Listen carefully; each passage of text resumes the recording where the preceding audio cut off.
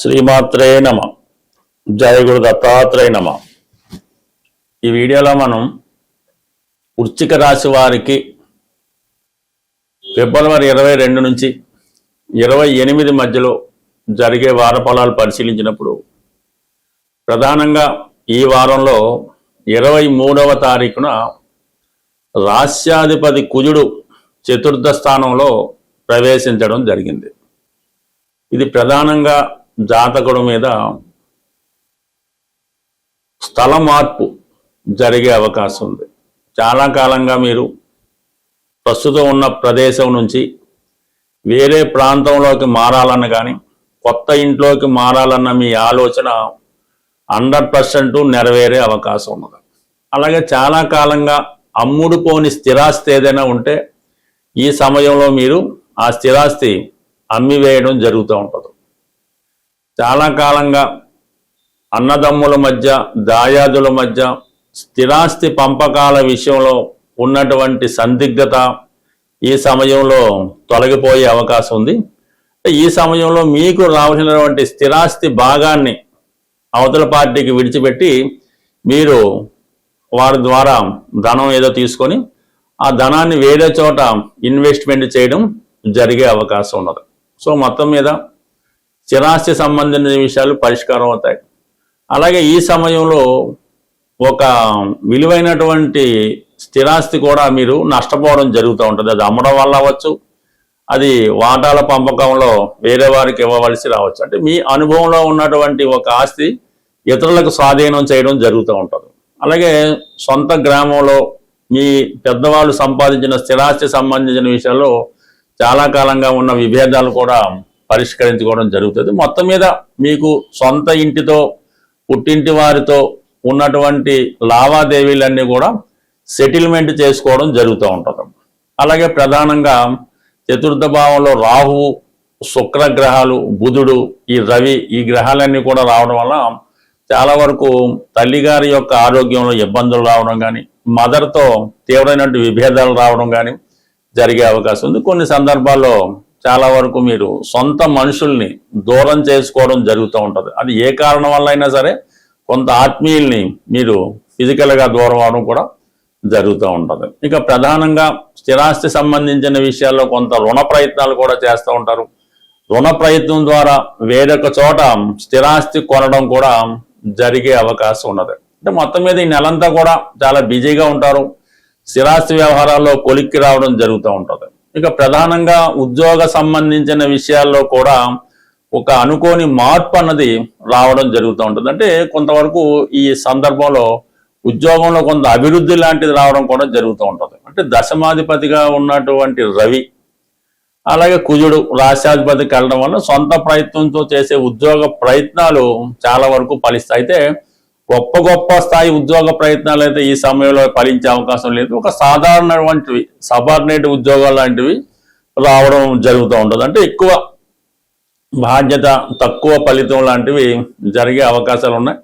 అలాగే ఇంకా మరి ఉద్యోగం మారాలనే మీ ప్రయత్నం కూడా కొంతవరకు నెరవేరే అవకాశం ఉంది. యాజిటీజ్గానే మీరు ఇప్పుడు వచ్చినటువంటి ధనం ఏదన్నా మీకు ధనం చేతికి వచ్చినప్పుడు అది స్థిరాస్తి మీద పెట్టుబడి పెడితేనే మంచిది తప్ప ఇతరులతో కలిసి వ్యాపారం చేసినా ఎవరికి రుణం ఇచ్చినా ఇంకోటి చేసినా కూడా నష్టపోయే అవకాశం ఉంది. ఎట్టి పరిస్థితుల్లో కూడా ఈ షేర్ మార్కెట్ స్పెక్యులేషను వాటికి దూరంగా ఉండడం మంచిది.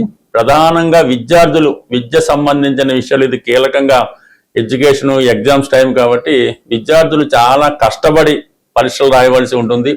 ఏమాత్రం అశ్రద్ధ వహించినా మరి విద్యలో మీరు అనుకున్న మార్కులు రావడం అన్నది జరిగే అవకాశం లేదు. కాబట్టి విద్యార్థుల తల్లిదండ్రులు ఎవరైతే ఉన్నారో వాళ్ళు మీ యొక్క పిల్లల మీద ప్రత్యేక శ్రద్ధ పెట్టడం మంచిది. సాధారణంగా ఈ గోచార రీత్యా వచ్చే ఫలితాలు ఏలినాడు అవచ్చు, జన్మసేన అవచ్చు, అష్టమసేన అవచ్చు, రాహు ప్రభావం అవచ్చు, ఇవి జాతకుడు తన ప్రయత్నపూర్వకంగా మార్చుకునే అవకాశం ఉంది. తనకు అనుకూలంగా కూడా జాతకుడు మార్చుకోవచ్చు. అంటే ఈ గోచార ఫలితాలు జాతకుడిని ఇండికేట్ చేస్తుంటాయి. ఇది జరగబోతుంది సుమా, ఈ ఉద్యోగంలో నీకు ఇబ్బంది రావచ్చు, లేదంటే నీకు హెల్త్ పరంగా ఈ ప్రాబ్లం రావచ్చు అని ముందుగానే హెచ్చరించడం జరుగుతున్నవే ఈ గోచార ఫలితాలు. అయితే వీటిని జాతకుడు ముందు జాగ్రత్తగా దాని నుంచి బయటపడే అవకాశం ఉన్నది. అలాగే కొన్ని తనకు అనుకూలంగా కూడా ఉపయోగించుకోవచ్చు. జాతకుడు ఏదో ధనం అవసరం ఉంది, అప్పు కోసం ప్రయత్నం చేస్తున్నాడు, ఈ గోచారరీత్యా ఈ గ్రహాలు మీకు అనుకూలించినప్పుడు సులభంగా మీకు అప్పు దొరకడం జరుగుతూ ఉంటుంది. అదే ఎవరి దగ్గర దొరుకుతుంది? బ్యాంక్ దగ్గర, బంధువుల దగ్గర, భార్య దగ్గర, అన్నదమ్ముల దగ్గర అన్నది కూడా గోచారం మీకు చెప్తూ ఉంటుంది. ఆ విధంగా మీరు ఆ స్నేహితుల దగ్గర ఎవరి దగ్గర ప్రయత్నం చేయడం వల్ల ఆ సమయానికి ధనం అన్నది దొరుకుతూ ఉంటుంది. దాంతో మీరు అవసరాలు కూడా తీసుకోవచ్చు. ఏదైనా గోచారం అన్నది ముందుగా తెలియజేస్తుంది. జాతకుడు దాన్ని అనుకూలంగా మార్చుకోవచ్చు. మరీ చెడ్డగా ఉన్నప్పుడు ఏదో ప్రమాదాలు జరుగుతాయి, లేదంటే ఇంకో యాక్సిడెంట్ జరగవచ్చు, ఇంకోటి జరుగుతున్నప్పుడు జాతకుడు ముందు జాగ్రత్తగా ప్రయాణాన్ని వాయిదా వేసుకోవడం కానీ జాగ్రత్తగా ప్రయాణం చేయడం వల్ల ఆ ప్రమాదాల నుంచి కూడా జాతకుడు తప్పించుకోవచ్చు. అయితే చాలామంది మేము చేసినటువంటి అప్పులు ఎలా బయటపడతాయి, రుణాల నుంచి ఎలా బయటపడతా ఉంటారు. రుణం అన్నప్పుడు చాలా రకాలు ఉంటాయి. తల్లిదండ్రులకు సేవ చేయవలసింది, వాళ్ళు బాధ్యత చూడవలసిన రుణం ఉంటుంది.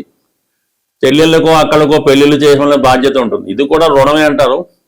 ఈ రుణం కోసం కొంతమంది అడిగితే దానికి పరిహారం పనిచేస్తూ ఉంటుంది. మీ చెల్లెలు గారికో లేదంటే మీ అక్క గారికో పెళ్ళి అవ్వట్లేదు, ఏదో పరిహారం, వాస్తు పరిహారం ఇంకోటో చెప్పడం వల్ల అది 100% ఆ రుణ ప్రయత్నం అన్నది తీరిపోతుంది. అంటే ఆ బంధం, ఆ రుణం, ఆ భారం మీరు తగ్గించుకోవచ్చు.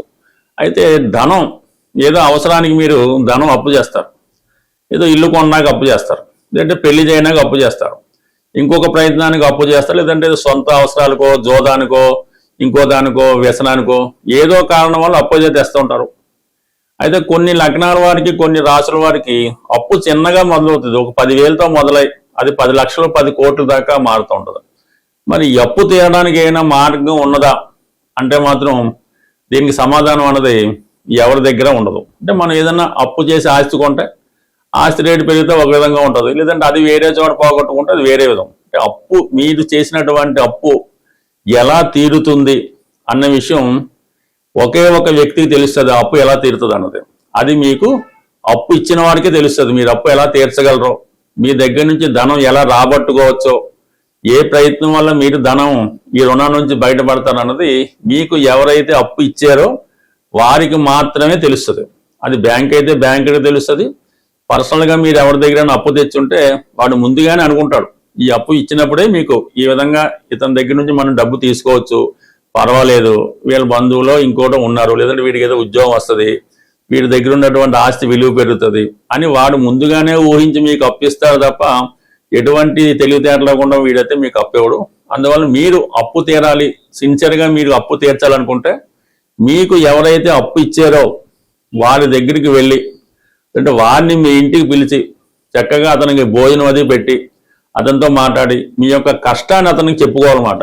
ఈ విధంగా ఉందండి, మీకు నేను ఈ ధనం ఇవ్వాలి, నాకు తీర్చే మార్గం కనబట్టలేదు, ఈ తీర్చే మార్గం మీరు చెప్పగలరా, ఏ విధంగా నేను దీని నుంచి బయటపడగలను అంటే మాత్రం ఖచ్చితంగా ఆ వ్యక్తి మీకు మరి మీ యొక్క అప్పు తీరే మార్గాన్ని ఆ జాతకుడు మీకు, అంటే ఆ వ్యక్తి మీకు సూచించడం జరుగుతుంది.